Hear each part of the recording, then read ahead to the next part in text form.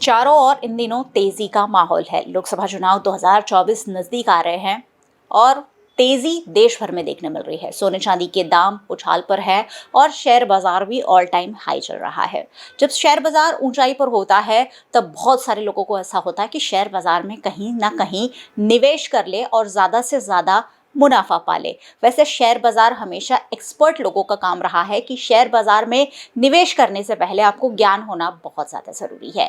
और फिलहाल शेयर बाजार और निफ्टी दोनों ही जब ऑल टाइम हाई पर चल रहे हैं, पिछले कई वक्त से हाई पर बने हुए हैं और रिकॉर्ड ब्रेक होते जा रहे हैं, ऐसे में शेयर बाजार में कहाँ निवेश करना ये जानना बहुत ज़्यादा ज़रूरी है। बहुत सारे लोगों के पास पैसा है जो उन्हें शेयर बाजार में इन्वेस्ट करना है, लेकिन उन्हें नॉलेज नहीं होती है। इसलिए आज फिर एक बार VNM टीवी पर हम शेयर बाजार एक्सपर्ट जगदीश ठक्कर को लेकर आए हैं और उनसे जानेंगे कि आखिरकार जो तेज़ी का माहौल है शेयर बाजार में, उसका फ़ायदा कैसे उठाया जाए।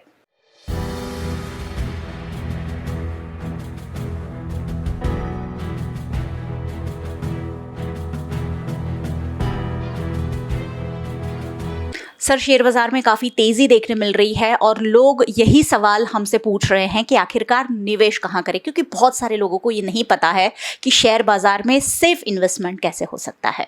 स्टॉक मार्केट में निवेश करना ऐसा कुछ इतना आसान भी नहीं है और इतना मुश्किल भी नहीं है।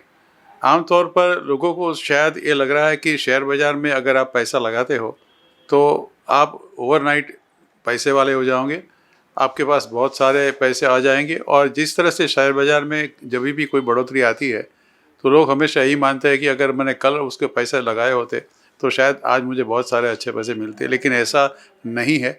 शेयर बाज़ार का जो सबसे फंडामेंटल एक प्रिंसिपल है वो यही है कि अगर आप लंबी अवधि के निवेशक हो तो ही आपको शेयर बाज़ार पैसा देता है। अगर आप छोटी अवधि के निवेशक हो तो शेयर बाज़ार में हमेशा आपको घाटा ही होगा।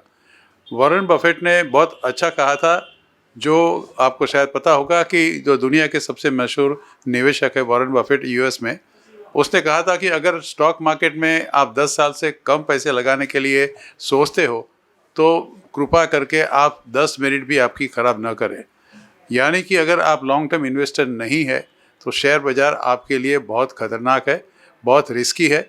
और मैं समझता हूँ कि आपको इसके बारे में एक बार नहीं, 3 बार नहीं, 10 बार सोचना पड़ेगा अगर आप शॉर्ट टर्म के लिए इन्वेस्ट करना चाहते हो।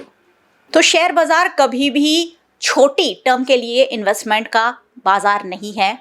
सर यही कह रहे हैं कि शेयर बाजार में अगर आपको इन्वेस्ट करना है तो आपको लॉन्ग इन्वेस्टमेंट करना होगा। जब भी शेयर बाजार में तेज़ी आती है, हमारे जैसे लोग सोचने लगते हैं कि चलो शेयर बाजार में पैसा लगाते हैं, हमें रातों रात करोड़पति होने का मौका मिलेगा, लेकिन ऐसा नहीं है। शेयर बाजार में हमेशा लॉन्ग टर्म इन्वेस्टमेंट होता करना चाहिए, ये कह रहे हैं जगदीश भाई। और सबसे बड़ी बात यह है कि शेयर बाजार में जब उछाल आता है तब उसमें इन्वेस्टमेंट करना चाहिए, या शेयर बाजार जब लो चल रहा हो तब इन्वेस्टमेंट करना चाहिए। तो ये भी मैं ज़रूर सर से पूछूंगी कि सर क्या शेयर बाजार में इन्वेस्ट का बेस्ट मौका कब होता है, जब हाई पर चल रहा हो तब, या शेयर बाजार जब लो चल रहा हो तब इन्वेस्टमेंट ज़्यादा फायदा कारक होता है? शेयर बाज़ार का एक कार्डिनल प्रिंसिपल है कि nobody can time the market. किसी को एक कभी भी पता नहीं चलेगा, शायद कितने भी आप एक्सपीरियंस निवेशक हो, कि बाज़ार कब गिरेगा, बाज़ार कब उठेगा। जो शेयर बाज़ार का निवेश अगर आपको करना है, हर दिन आपके लिए अच्छा है। ऐसा मत सोचो कि मैंने अगर कल किया होता तो मैं आज नहीं कर सकता। आप आज भी कर सकते हो, कल भी कर सकते हो, परसों भी कर सकते हो, 1 महीने के बाद भी कर सकते हो, 1 साल के बाद भी कर सकते हो। कोई टाइम लिमिट नहीं है। सिर्फ आपको मार्केट को टाइम नहीं करना है कि इस टाइम पे मैं करूँगा तो मुझे अच्छे पैसे मिलेंगे। अगर आपको कोई निवेश करना है स्टॉक मार्केट के अंदर, सबसे पहले तो आपके जो नाणक वित्तीय सलाहकार है उससे हमेशा आपको संपर्क करें, उससे पूछे। जैसे कोई भी अगर आपको कोई बीमारी हो तो आप डॉक्टर से पूछते हैं, तो शेयर बाज़ार के भी काफ़ी एक्सपर्ट्स हैं, उसको आप पहले उसकी सलाह ले लीजिए, उसके बाद आपको कहाँ निवेश करना वो बताएंगे।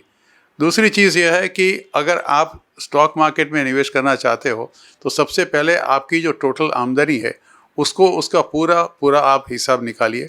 आपकी जो जीवन ज़रूरियात की जो चीज़ें हैं, आपकी मान लो कोई आपका जो डेली कॉस्ट ऑफ लिविंग है, बच्चों की स्कूल की फ़ीस है, कोई मेडिकल एक्सपेंसेस है, इंश्योरेंस है, म्यूचुअल फंड्स में अगर आप कोई निवेश कर रहे हो, या कोई इमरजेंसी है, कोई भी चीज़ है जो आपकी आमदनी से इस सब को बात करके अगर आपके पास कोई डिस्पोजेबल सरप्लस बचता है तो उसी को पैसे को आप स्टॉक मार्केट में लगाइए, क्योंकि ये पैसे आपको कम से कम 4-5 साल तक लॉक हो जाएंगे।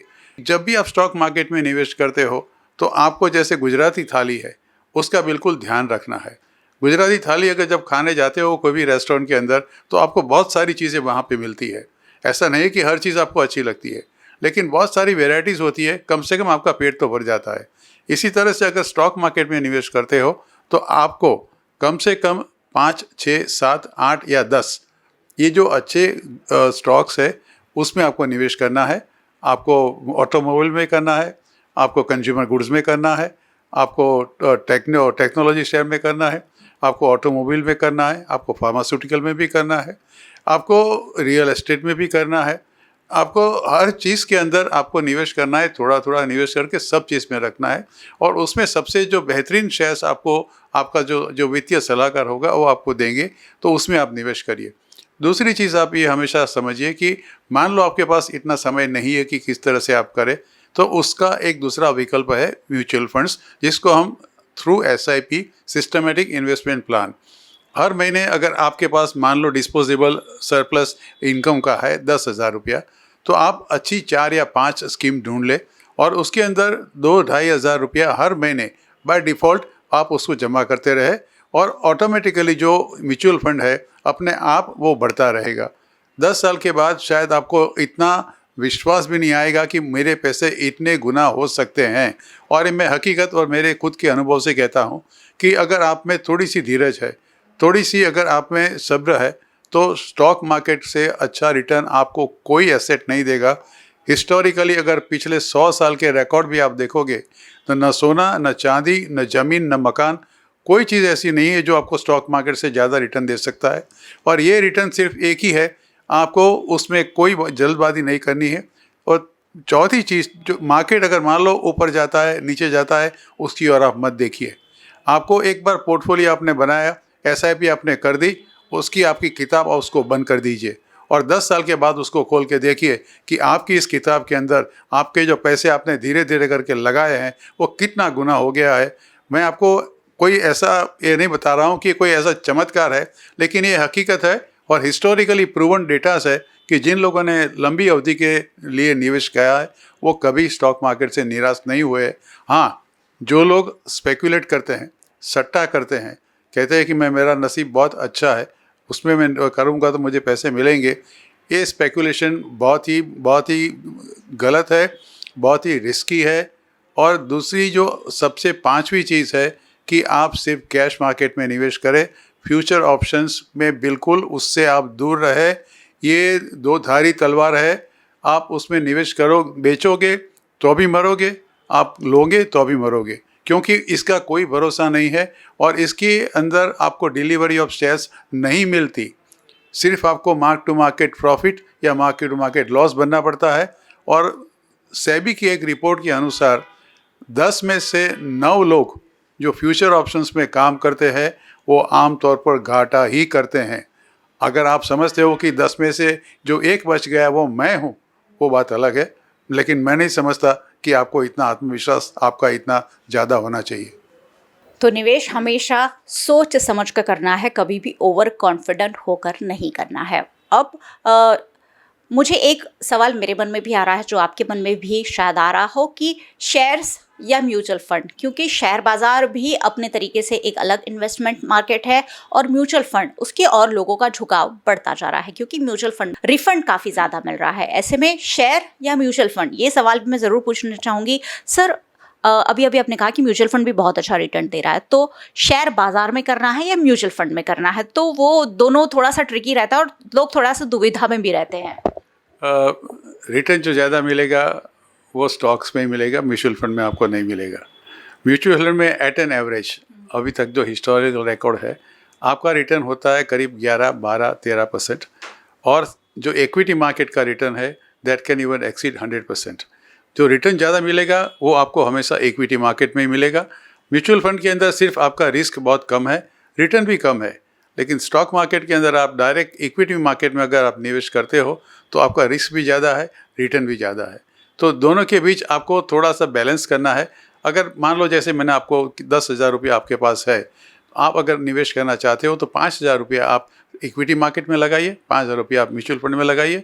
दोनों तरफ से आपको थोड़ी सेफ्टी ज़रूर हो जाएगी और जो रिटर्न आपको इक्विटी मार्केट देगी, म्यूचुअल फंड में आपको सिर्फ डिविडेंड मिलता है और उसकी जो वैल्यू होती है, नेट एसेट वैल्यू जिसको NAV कहते हैं, वो अप्रिशिएट होती है।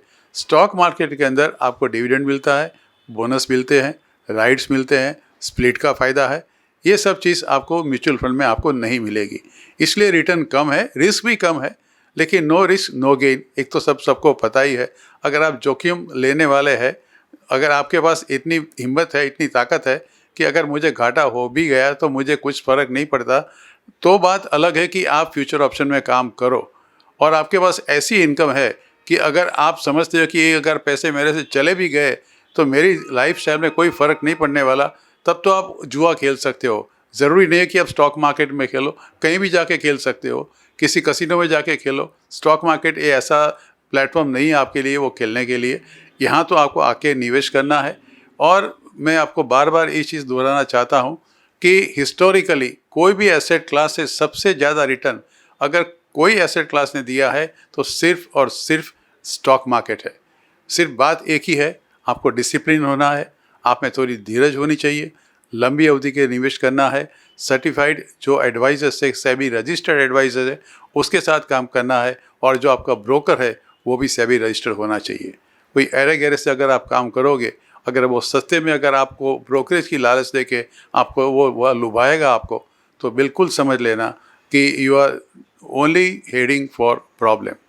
अगर आपको प्रॉब्लम कम करनी है, शांति से अगर आपको रोज़ शाम को सोना है रात को, तो मेहरबानी करके कुछ सिद्धांत है वो बिल्कुल आप ध्यान में रखिए।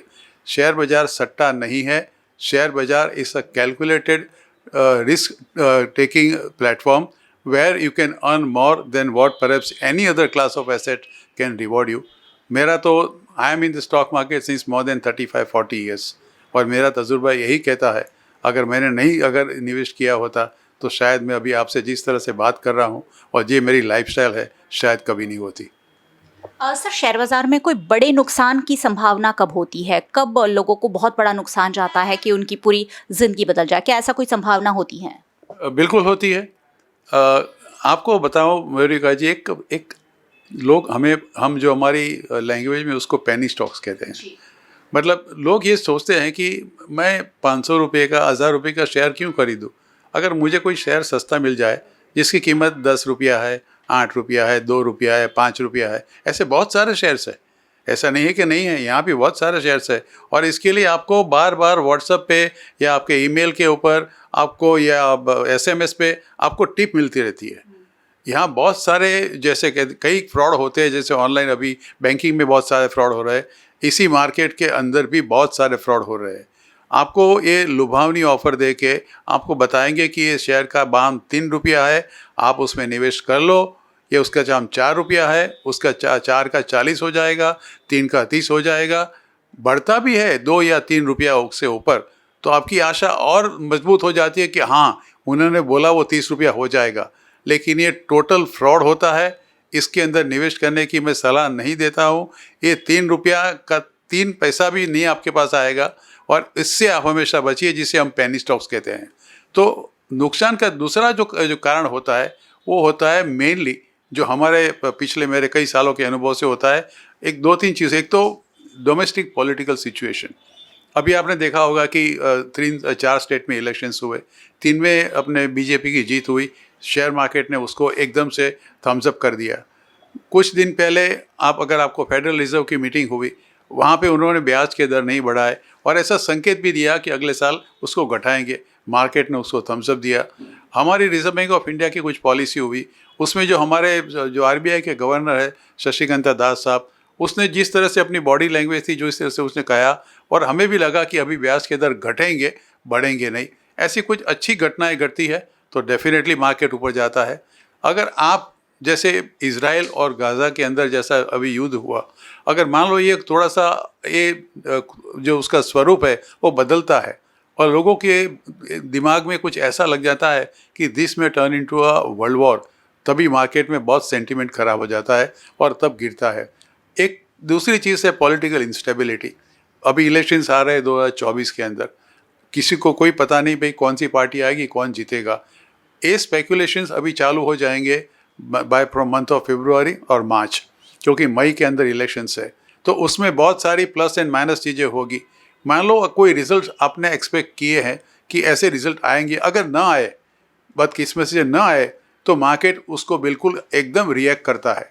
और तीसरा जो कारण है वो है, जब मार्केट ऑल टाइम हाई पे होता है तो एक अल्गो ट्रेडिंग नाम की चीज़ है जो हमेशा अपने एक लेवल सेट करता है और उसके अंदर ये ऑटोमेटिकली वो प्रॉफिट बुक करता है।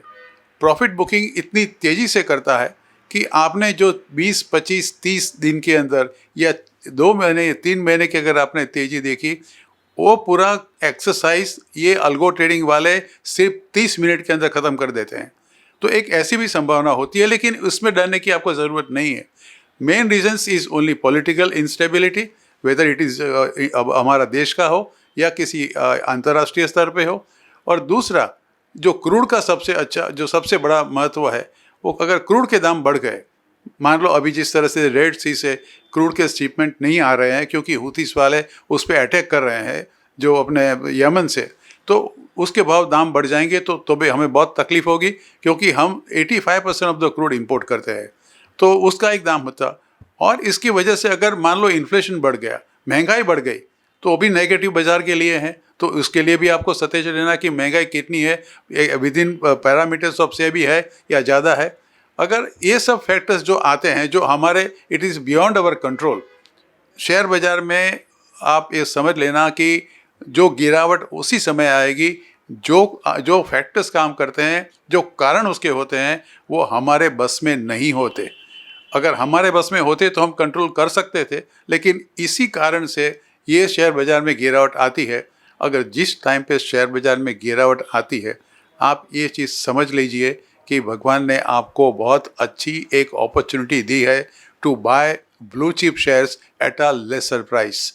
जब भी बाज़ार गिरती है, ये हमारा गुरु मंत्र है आपको कि बाज़ार किसी वजह से गिरती है, अचानक गिरती है, तो आप ये समझ लेना कि जिसके दाम बहुत बढ़ चुके थे और आप बार बार सोचते थे कि मैंने मिस द बस, तो उसी समय पे आपको वो अच्छे ब्लू चिप शेयरों में जो बिना किसी वजह से, मैं रिपीट करता हूँ, बिना किसी वजह से अचानक से बहुत सारी भारी गिरावट का सामना कर रहे थे, उसी समय आपको उस ब्लू चिप शेयरों को परचेज करके अपने पोर्टफोलियो में रख देना है।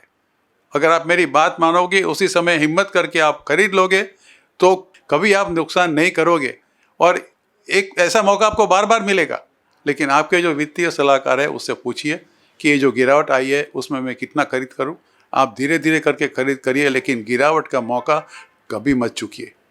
तो शेयर बाजार में निवेश के क्या टिप्स हो सकते हैं, ये जगदीश ठक्कर जो शेयर बाजार के विशेषज्ञ हैं उन्होंने हमें बताए हैं। और हमेशा ध्यान में रखिए, शेयर बाजार या म्यूचुअल फंड, लेकिन एक्सपर्ट की सलाह के साथ ही निवेश करें ताकि आप ज़्यादा से ज़्यादा रिटर्न पा सकते हैं। VNM TV पर आप ये पूरा टॉक देख रहे हैं और VNM TV पर हम ऐसी ही बातों को चर्चा में लेते हैं जो आपके लिए फ़ायदेमंद है, सीधी सीधी आपसे जुड़ी हुई है। और इसलिए VNM TV आपको हमेशा देखते रहना है। VNM का YouTube चैनल है जिसे आप देख रहे हैं, सब्सक्राइब कर लीजिए और बेल आइकन प्रेस कर दीजिए ताकि VNM का हर अपडेट सबसे पहले आप तक पहुंच सके। आप फेसबुक पर देख रहे हैं, शेयर ज़रूर कीजिए, क्योंकि शेयर बाज़ार से जुड़ी बातें हर किसी तक पहुँचना ज़रूरी है ताकि सबका फ़ायदा हो सके और कोई घाटे में ना जाए। आप हमें OTT platforms Dailyhunt, Vodafone TV, Jio TV और जियो टीवी फाइबर 498 नंबर के चैनल पर आप हमें देख सकते हैं। देखते रहिए VNM, जुड़े रहिए VNM के साथ। नमस्कार।